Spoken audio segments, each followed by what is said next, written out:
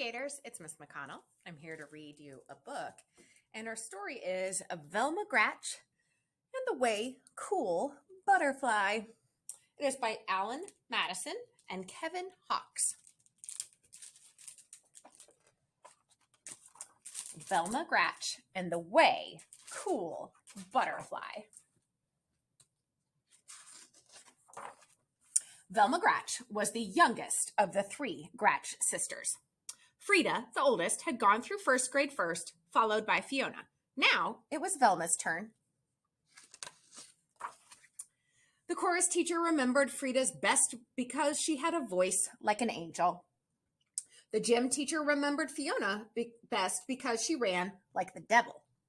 And the first grade teacher, Mr. Plexipus, fondly remembered both sisters because of Frida's miraculous math and Fiona's spectacular spelling. Everyone from the class guinea pig to the principal had magnificent memories of the older Gratch girls, but they could hardly even recall Velma's name. This made Velma feel as if she did not belong in the first grade at all. She wanted to curl into a ball and roll right back into kindergarten. "Of course you belong," cooed Velma's mother, trying to cheer her up. "You've only just begun. Soon everybody will notice you." Velma couldn't wait. She needed to be noticed now. In chorus, she sang loudest so that the teacher could hear her best. In gym, she ran slowest that the teacher could see her best. And in class, she refused to read and muddled her math. Mr. Plexipus lamented that she was the first Gratch sister ever to be sent to the principal's office. This brought a small smile to Velma's lips. "Littlest Gratch, why are you singing so loudly in chorus and running so slowly in gym?" inquired Principal crossly. "Because," answered Velma, "I want you to remember me just like you remember Frida and Fiona." The principal's owlish eyes opened wide. "But my dear, those Gratches are remembered for good things." Velma's smile, small, pretzel twisted into a full-blown frown. Science was Velma's favorite subject. She had learned many fabulous facts, like how a rainbow is born and why a volcano burps. The latest lesson was about butterflies. Mr. Plexipus explained that a butterfly starts as an egg. The egg turns into a caterpillar. The caterpillar disappears into a chrysalis, which is a little sac, and does not come out until it has changed into a beautiful butterfly. He called this changing metamorphosis. Velma didn't want to forget this extra long word, so she repeated it again and again as she walked home. Metamorphosis, metamorphosis, metamorphosis. "Frida, when you were in first grade, did you study butterflies?" Velma asked her oldest sister. "No, we learned worms," Frida replied. "Fiona, when you were in first grade, did you study butterflies?" Velma asked her middle sister. "No, we found out about frogs," Fiona stated.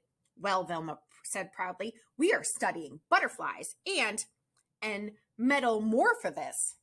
"That's way cool," Frida declared, and Fiona bobbled her head in the way cool agreement. Velma read everything in the library about butterflies. She discovered that there are 20,000 different kinds, which was a lot.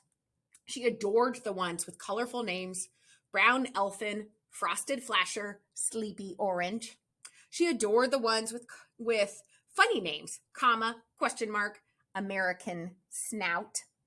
Not to mention the ones with strange names: morpho, painted lady, gossamer wing. But her favorite butterfly of all was the orange and black monarch. When it got cold, all the monarchs would fly south to Mexico to stay warm.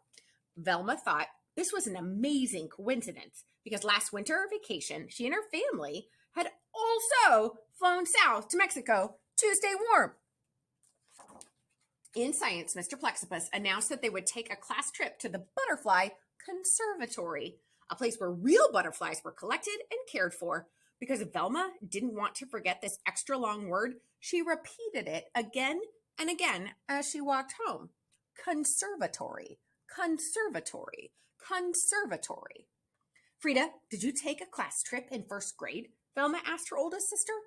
"Absolutely. We went to the museum," Frida replied. "Fiona, did you take a class trip in first grade?" Velma asked her middle sister. Absolutely. We went to the aquarium, Fiona stated. Well, said Velma proudly, we're going to the can surf the story. That's way cool, Frida declared, and Fiona bobbled her head in the way cool agreement. The Butterfly Conservatory was surrounded by fancy flower beds and bedecked with banners of butterflies. Velma was so excited. Her knobby knees wobbled, her spaghetti arms trembled, and her carroty curls shook. A sharp-nosed woman holding a clipboard introduced herself. I am your tour guide. Inside a butterfly might land on you. But please don't touch its wings. Does anyone know why? Velma's hand shot up because they're made of teeny tiny scales that could rub off like dust, and that is not good, she explained. Precisely, said the guide. What's your name? I'm Velma, the youngest of the 3 Gratch sisters. I don't think I know your sisters, the guide commented as they entered the rainforested room. It was a magical space slathered in tall trees and tangled vines. Water gurgled over rocks and butterflies of every variety. Giant swallowtails, short-tailed skippers, pygmy blues, and best of all, monarchs flew up to forever. The guide explained that when it got colder, in a couple of weeks, she would take the monarchs into the park and let them go free so that they could fly to Mexico. This traveling was called migration. Because Velma didn't want to forget this extra long word, she repeated it again and again as she walked through the rainforest. Migration, migration, migration.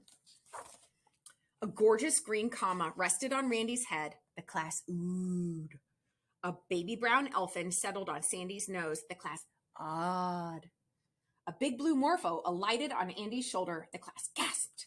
Not one single butterfly landed on any part of Velma. Time to leave, instructed Mr. Plexipus as they neared the exit. A tear formed in a distant corner of Velma's eye. All she wanted was one single tingly touch of a butterfly. On a nearby branch sat a most lovely monarch. How she yearned to pet those velvety wings. She moved slowly. The class was leaving. One more inch. It was so pretty. She froze. If she touched its wings, it might. Velma couldn't do it. She couldn't hurt a butterfly. Come now, Velma. We have to go. Sadly, Velma turned away, and at that very moment, the most marvelous thing happened. The monarch hopped from its branch and roosted right on Velma's finger. Delicate wings slowly folding, antenna twitching, weightless and wondrous, the insect sat. Velma was in heaven. The bus is waiting, the teacher called. Velma placed her finger next to the branch. Bye-bye, butterfly, she whispered, but the monarch didn't move. We're closing, said the guide. Velma lightly blew on the butterfly. It didn't budge. Without ever touching the butterfly's wings, everyone tried to get the monarch to fly, crawl, or walk off Velma's finger, but nothing worked. At last, Velma was told to leave with the butterfly still perched on her finger. It stayed there on the bus ride home. It stayed there as she slept, and it was still there when she awoke. It stayed during gym and math and reading, ballet, soccer, day in and day out. It stayed on that pointer. Soon everyone from the class, guinea pig to the principal, knew about Velma and her butterfly. Mr. Plexipus lamented that Velma was positively the first Gratch ever sent to the principal's office twice. This stuck an oversized frown on Velma's face. Velma, principal crossly commanded, it is time for the butterfly to go. Oh, I've tried to let it go, Velma moaned. It just won't. Well, no one will ever forget this, the principal fumed. Velma's frown pretzel twisted into a small smile. Hey, I know what to do, she proclaimed. My gray son. Velma paraded Principal Crossley, Mr. Plexipus, her class, Frida, and Fiona to the park. Car horns honked, people yelled, but despite all the commotion, the monarch didn't move. A cool wind from the west blew through the field. In the middle stood the tour guide from the conservatory, carefully opening an enormous sack. A single monarch butterfly stepped out, looked around, and flitted away. It was trailed by 10, then 10 more, soaring up and up until the sky overflowed with thick clouds of orange and black. What's happening? Wondered Frida. Why are you letting them go? Demanded Fiona. Migration, answered the guide. My gray son, repeated Velma. The wind tousled Velma's hair and tickled her butterfly's wings. The monarch jumped onto her nose as if to give her a kiss and then took flight to join its friends. Over the treetops it flew, over the skyscrapers, and up into the wild blue, orange, and black yonder, on its way to Mexico.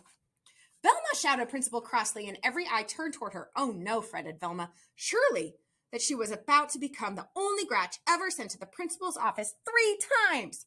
That was way cool, the principal said, and one and all bobbed their heads in the way cool agreement. Then, with her fine finger where the monarch had sat still, a tingle, Velma followed her 2 sisters and floated home. The end. Have a great night, Gators.